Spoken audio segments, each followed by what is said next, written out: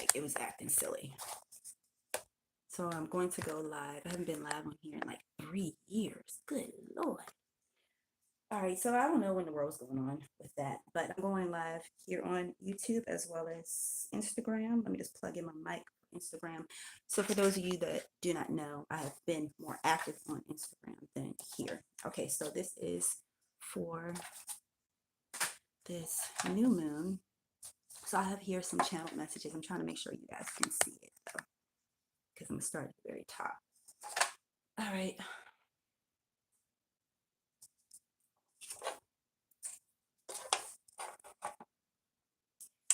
All right, happy new moon. Give you guys a moment to come in. So I do have actually some channel notes here. Okay. Hello. Okay, so I have here some channel notes for this new moon in the sign of Virgo. And Virgo is known as the Virgin, so that means the consecrated one. This is also the house of bread. All right, so bread is substance, okay? So let me see. I'm gonna try to cover up most of these notes because I don't want to confuse you guys. Okay, let me know if you guys can see this. I'm gonna try to hold it up. So today is of the new moon. It's on September, which is the 9th. That's fruitfulness. And then we have 14. It's 5. And 5 is the number of grace. It's the number of forgiveness at times too. Then we have the number of 3 if we take it like 4 minus 1, which is perfection. And this perfection comes from the third eye or from a God view. So we do know that the God view is ruled by both Virgo and Gemini, and that is Mercury. So I did a slight video about Mercury and working with like Hermes and the staff of Moses and Hermetic medicine and, you know, things like that. I touched briefly on that yesterday in the members section. And this is the year, the spiritual year of 7, which is Jubilee. It's like a new beginning here. It's 2023. So that reduces to 7. And 7 is a number of completion. And this new moon where the sun and the moon is meeting at 21 degrees, and that's a 3, another perfection, another completion, another ascension.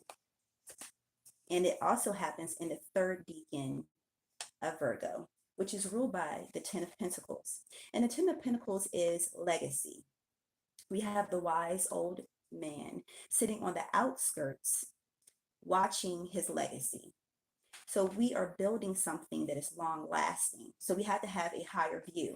That's what this perfection represents. That's what the spiritual lens represents. It represents, if you can see the dot right here, it's supposed to be like an eye, but it's also like the sun, and it's like it represents protection, purification, and I hear process, but as well like your focus. Your focus needs to be on this, not being caught in the net of right now, but more so looking at the longevity, looking at the big picture, the legacy. So this also represents alchemy, not just with like his colors, but you have the divine masculine and the divine feminine. And this is perfect harmony and perfect balance here. You also have old versus youth. We have the law of polarity playing out. Another thing, let me see. Okay, I'm gonna hold off on that. I'm supposed to hold off on that other note.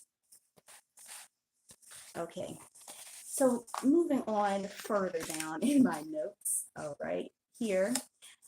Okay, so this tomorrow, which is on Friday, which is a divine feminine energy, and this is going to be the holiday or the holy day of Rosh Hashanah. And Rosh Hashanah means like the head, aka like a new beginning, and it's a festival of fruits. If you look here, we have fruits. So I was led to pull the High Priestess card. If you see here, we have fruits on his coat, which represents fruitfulness, and we already have fruitfulness with the number 9 here, and that's ultimate fruitfulness, because you have 3 times 3, and 3 is already a number of completion within itself and purification. So you have 3 and 3. That's like a complete fruitfulness and complete purification, and a purification process that's unfolding. if you look here on the High Priestess card, you have the pomegranates in the background. And so this represents explicit, sacred occult knowledge. So I did a video some years ago about the number 613, which I'm going to get to further down in here. So it's a reference to 613, which is divine wisdom and sacred unity within the Garden of Eden. And that represents like the wisdom that is being awakened through a spiritual process. So the pomegranates represents like that awakening within the mind and the body, and the unification between the soul, the subconscious, and the physical and the mental processing that happens. Okay. All right. So I believe I'm going to get back to this. Give me a second. Okay. Yeah. With duality and the subconscious and the conscious mind that's merging during this time for certain people. Here we have, once again, the number 3. I'm brought back. I'm sorry. I'm getting really excited. Okay. So I'm brought back to the number 3, which represents, it's like I see a serpent, but the serpent that is awakening, like the Kundalini that they reference, but this awakening energy that has been coiled. And I also see electricity moving through someone's body. And it's all leading back to purification, the purification process, and perfection, like someone that is perfecting their spiritual craft, someone that is perfecting the spiritual realms on the level that they are moving into right now. They're perfecting that realm, and they're about to go through another phase of perfection, another processing. Okay, all right, I'm gonna put these to the side. All right, so Rosh is the head, and the head is also Aries. So that the real esoteric or the real New Year's happens in spring, and it happens in the sign of Aries, and that's the ram. That's where we push through. That's also where the thought process happens. So we have, once again, the reference back to the mind, but this is, I hear skull. I hear someone that they may have a hard head. So this could be someone that is an Aries or either a Cancer.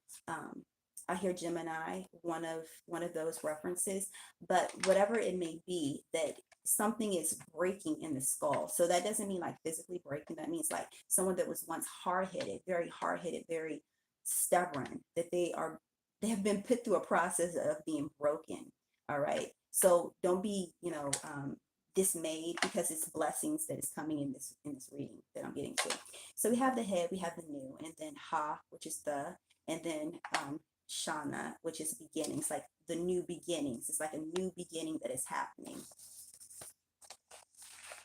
All right, so it's the anniversary of Adam and Eve. So once again, making reference to the serpent energy. So we have the masculine represented by man, and then we have the feminine represented by Eve here. And what happens with this is another divine unification. So this could be someone coming together with a partner, but however, I really do feel like this is more so people that are awakening. It's like a collective or a group of people that are like vibing alike, and they get to this certain vibratory frequency where it's just like a push through of energy. And then these people, even if they're not physically in a group, they could be scattered across the world, that they are raising each other's vibratory frequency. That's what I hear. And that could be that electric energy that I've seen, and that also could be like that serpent that's happening. It's like it's uncoiling. All right. Okay, let me see what I have here. Okay, all right, so I have some numbers here. So this whole holiday, Rosh Hashanah, excuse me, it comes from Leviticus 23:24. And if you see here, we have the 2 and the 3, that's a 6, 2 and a 4, and that's a 6. And then in Gematria, we have here 1,136. So that's another 6. But that 666 represents matter. And here, right here, when I was taking my notes, it was like depression. So that's two different things. So someone, I don't really feel like it's depression, but what I'm more so seeing is, once again, like that serpent. And it's like someone, it's almost like a jack in the box. You know how you push it down inside the box and it holds it down. It's like someone that's in a situation that they feel like they're bound or they're boxed in, but they need to really rise above that situation so they can break out of that box. That's what that depression represents. It represents like a depression, like something pushing down and trying to hinder someone from really moving through these spiritual realms and this energy that's trying to block them. Okay, going back to this number here. If you read this backwards, it's 613.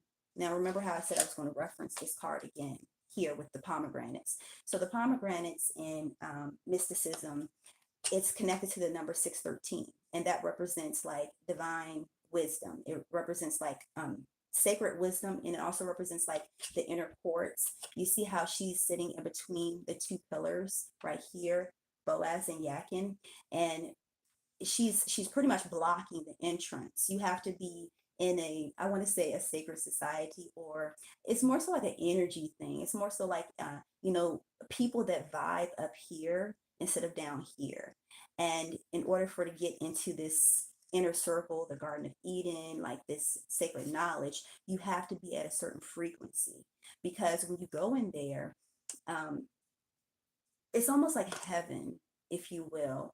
Like a body can't enter into heaven, you know, matter. Once again, here, if we look at the 666, where did it go? Oh, matter. Like the matter is so condensed and it's so packed together that it won't be able to make it into heaven.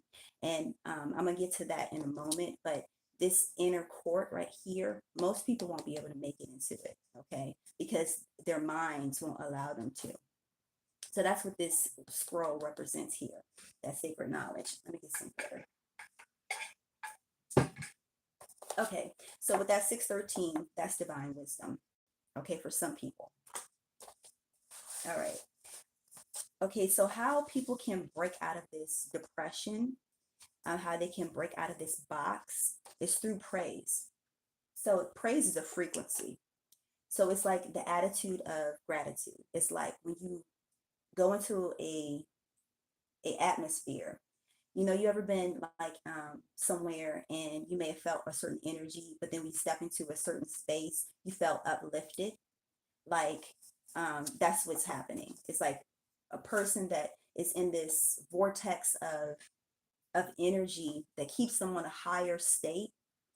So wherever they go, they're almost in a praiseworthy, in a praise state, if that makes sense. Okay, so praise, you know how like praise is like you're really pretty much like high vibe, like you're high vibe. Everything you see, you look through the lens of gratitude, you look through the lens of abundance. That's what the key to this, to unlocking this 666, this matter, like this compressed energy at the base of someone's spine.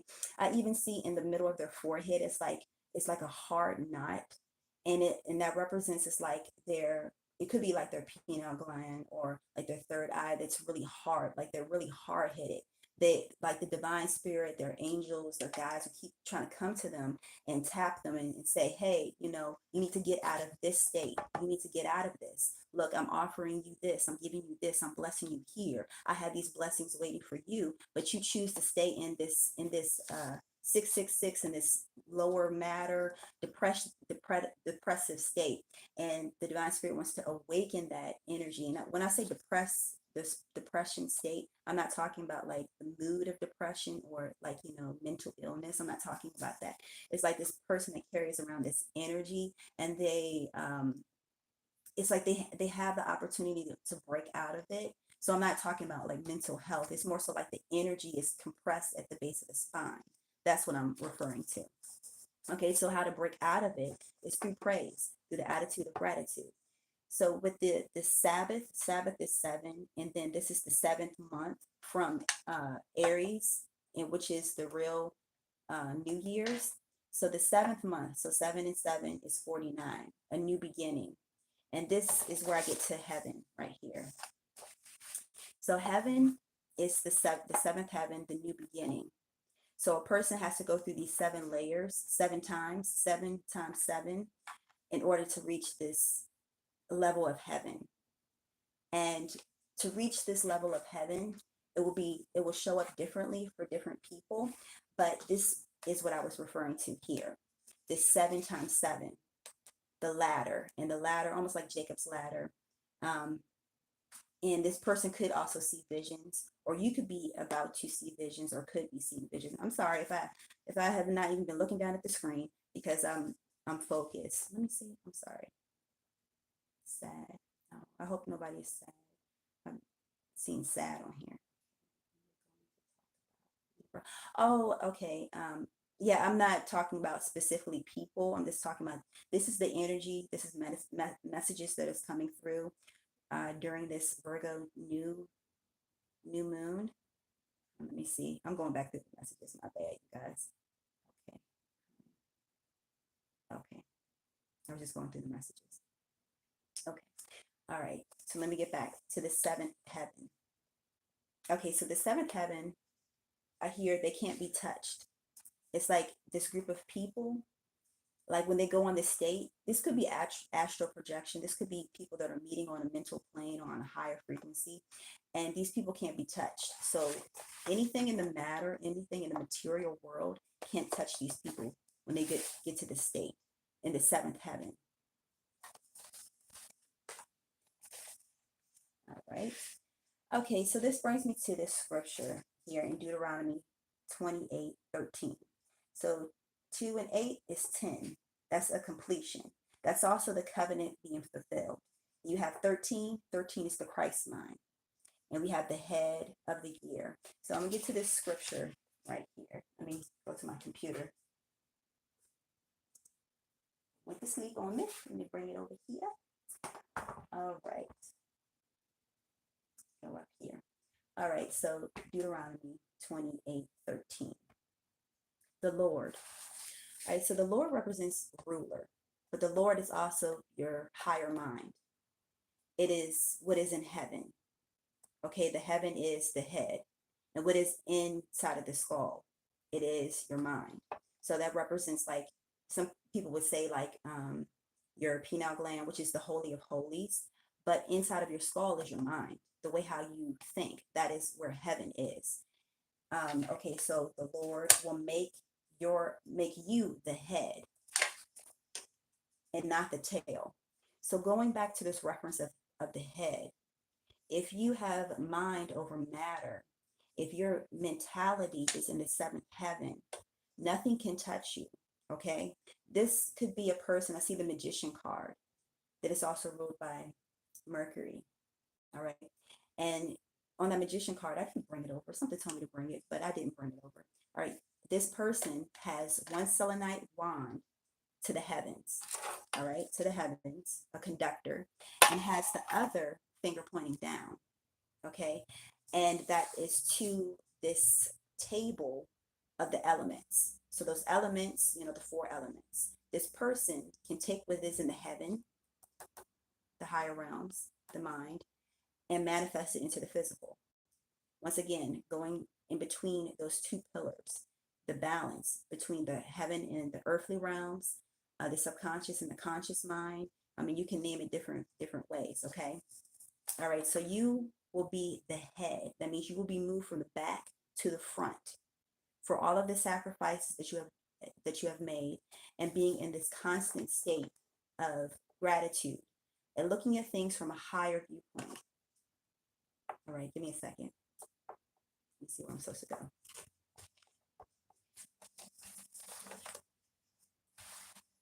Let me see. Oh, okay, I have some questions. Let me see. Consider writing wand. Okay, yeah, billions. Yeah, it would be considered like writing your wand. To the sky. Oh yeah, that's another thing I needed to mention. Yeah, yes, yeah, that's right. Okay. And as it does pertain to manifestation, everybody's always manifesting. That's the thing. But what are you manifesting? It's more so about, like, what are you focused on? I think about the bullseye. Like, what are you focused on? And when you shoot that arrow, are you hitting it? Because your focus and precision is so correct. Referring back to the Magician card and the two placements of the hands, that some would say that is the position of 12. And 12 is like physical matter. Like you have the 12 months, the muscles, the 12. But when you get to 13, that is the Christ mind. Some would even say that person on that card is Christ. I know I used to say that, like, is Christ, that mastered the physical reality and ascended. Okay, so having the Christ mind, that's that 13 right there. And once again, I'm going to make reference to Virgo, which is the bread of heaven. So Virgo is the virgin, once again, consecrated. That means like you're consecrated to a cause. That's like everything is intentional. Everything that you do is intended for whatever your divine purpose is. So you're pretty much like a virgin because you're dedicated to what the divine spirit, what your angel, what your guides, you fill in the blank, has put under your rulership. We're looking at legacy again. We're looking at generations again here. It's almost like you had to have the vision. You see him sitting back, looking at a vision. This could actually be someone now looking at the future of what this person wants their life to be. And so what can you do now to get to there? This also represents wisdom. These two dogs represent like your guides, almost like the Fool card, where you have the white dog. And the white dog, dogs are loyal. It represents the Holy Spirit in terms of symbolism, because the Holy Spirit leads, guides, protects, and it is pure. So aligning with that, I see the number 13 again. Okay, aligning with the Christ mind. Let's see. All right, so when I was writing this, it was spiritual diet and unleavened bread. So with that unleavened bread, it's about spiritual diet. That's what it's about. It's about being sustained, sustaining from certain things, but also being provided for as you go along this path. So we have here the mind, the will, and the emotions being purified. That's complete purification that's happening. In 13, in the Christ mind. That spiritual diet, so maybe a fast. But that spiritual diet is saying cutting all the BS out, all these extra entities. Someone may have like these entities, or I hear bacteria. So that bacteria could be a need to cleanse the gut. As we are in Virgo season, it deals with the diet and exercise and, getting all of that together. But this also could be someone, fine-tuning their spiritual crafts in order for it to go to the next phase of spiritual mastery. 13, that you have to master what's in your physical reality. Let me see if there is any there's any questions. Okay, all right. Let me see. I think that may be it. Give me a second. In order to get to the seventh heaven, you have to have a light body and a full heart, I hear. So you're stepping out of matter, the 666. Okay, and you're going into the 613, which is the sacred garden. I hear willfully. You have to do it willingly. It can't just be like something is forcing you. It's all by free will. I definitely feel like someone should be writing. They should be writing their experiences. This could be someone that's having spiritual experiences, and they're meant to write them down in the seventh heaven or any realms. This could be, once again, referring back to astral travel, and they're receiving visions that will lead to this legacy. Okay. All right. Well, I think that's it. I think that's all. I also have some other notes, but these are chicken scratch notes. Let me see here. All right, the third deacon, I talked about that.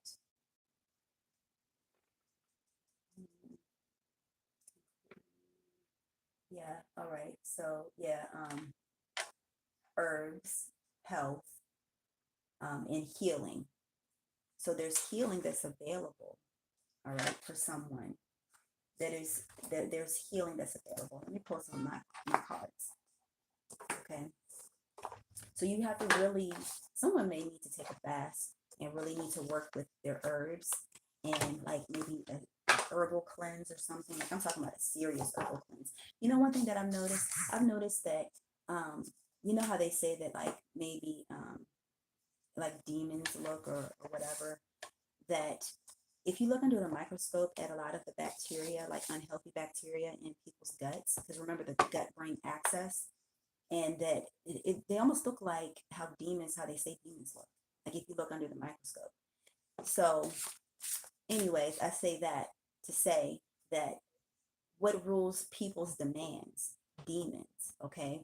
But if a person can get into, you know, the higher realms in their mind, and then they can cleanse their gut, they have mind over matter instead of their gut ruling them, which also secretes, you know, different hormones and that can relate to the brain and cause people to react certain ways. If you can get your heaven right, which is your mind, through purifying your gut, the gut-brain axis, you have conquered the demons, aka conquer the demands, aka also known as cravings. All right. Let me pull some cards from my oracle deck that's listed in my bio. Ooh, okay. All right. Some